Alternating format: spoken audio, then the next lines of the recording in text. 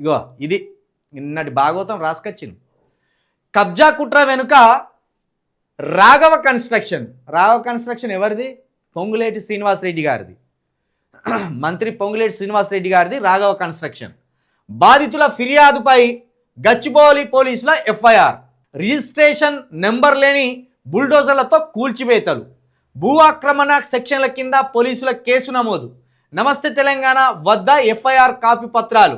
వట్టినాగులపల్లి కబ్జా నిజం నిప్పులా వ్యాపిస్తుంటే నిజం నిలకడ మీద అంటూ పొంగులేటి బుకాయింపు. బాంబులు నా మీద పడ్డాయా లేకుంటే ఆ రాసినోళ్ళ మీద పడ్డాయా డెఫినెట్గా తేలుతుంది. నా కొడుకు ఎటువంటి వ్యాపారం చేస్తాడు ఏమిటి అనేది నిజం నిదానంగా నిలకడ మీద తెలుస్తుంది. గ్లోబల్ సమ్మిట్ బ్రహ్మాండంగా జరగబోతున్నది. దానికి కౌంటర్గా నాకు తోచింది, నాకు కలలోకి వచ్చింది, నా పేపర్ ఫ్రంట్ పేజీలో రాసుకుంటా అని అనుకున్నంత మాత్రాన నిజం మారిపోదు. అయ్యా ఎఫ్ఐఆరే బయటికి వచ్చింది, ఇంకేం బొంకుతున్నావు? బొంకులేటి. పొంగులేటి కాదు నీ పేరు, బొంకులేటి. ఇంకేం బొంకుతావు? బొంకులేటి. ఎఫ్ఐఆర్ బయటికి వచ్చే, దాంట్లో నీ కన్స్ట్రక్షన్కి సంబంధించిన కంపెనీ పేరు కూడా బయటికి వచ్చే. ఇంకేం బొంకుతావా ఈ బొంకుడు? నిన్న మనం లైవ్ ఆల్రెడీ నిన్న చెప్పినాం కదా మనం. ఏందో బొంకుతాండి ఇంకా. ఇదే ఎఫ్ఐఆర్.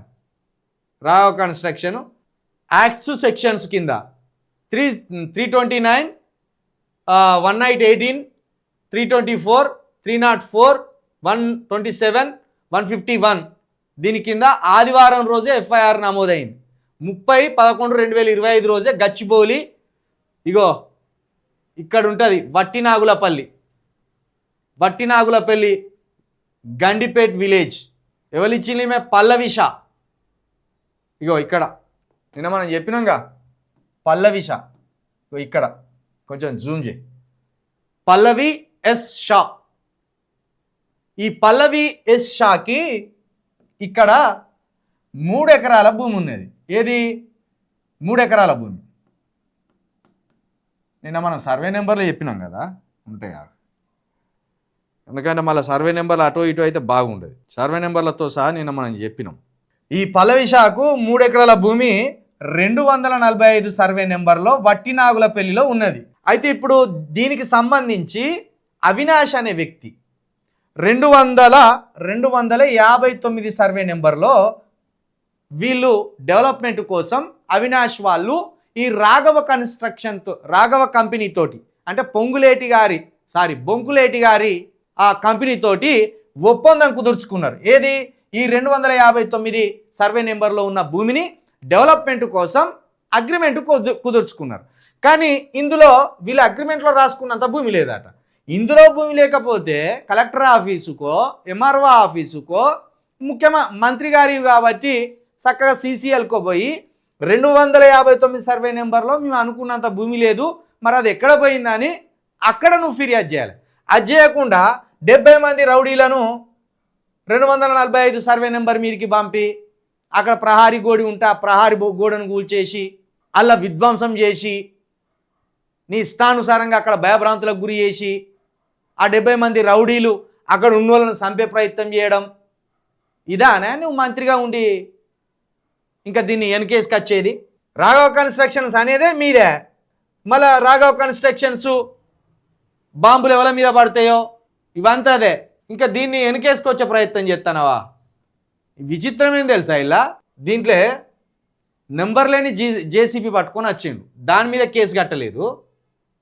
పైగా ఇగో అక్షయ్ షా అట, అవినాష్ షా అట, సుధీర్ షా అట, వీళ్ళు ఈ రాఘవ కన్స్ట్రక్షన్స్ తోటి ఈ బొంకులేటి సంబంధించిన కంపెనీతోటి అగ్రిమెంట్ చేసుకున్నారు.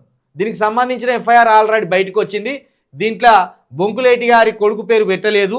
బొంకులేటి గారి కొడుకు పేరు పెట్టకుండా ఇగో ఇక్కడ రాఘవ కన్స్ట్రక్షన్స్ అని ఇక్కడ ఇది జూమ్ చేయాలి కొంచెం.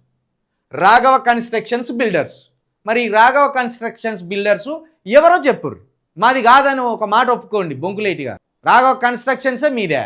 తెలివిగా అధికారం ఉన్నది కాబట్టి కొడుకు పేరు పెట్టుకోకుండా, కొడుకు పేరు దాంట్లో రాకుండా కింద మీద బటర్ కావచ్చు, కానీ అన్నీ బయటకు వస్తాయి. ఇంకేమంటాడు? నా కొడుకు ఎలాంటి వ్యాపారాలు చేస్తాడు, ఏం చేస్తాడు అనేది ఆల్రెడీ అక్కడ ఇల్లీగల్ గూడ్స్ దొరికిపోయి అదో కేసులో ఇరుక్కున్నాడు. అదే కదా. కాబట్టి బొంకులేటి మాటలు ఎన్ని చెప్పినా అసలు నిజం బయటకు వస్తుంది. ఆ పల్లవి షా అనేవారు కేసు పెట్టిండ్రు, ఆ కేసు దర్యాప్తు జరుగుతుంది.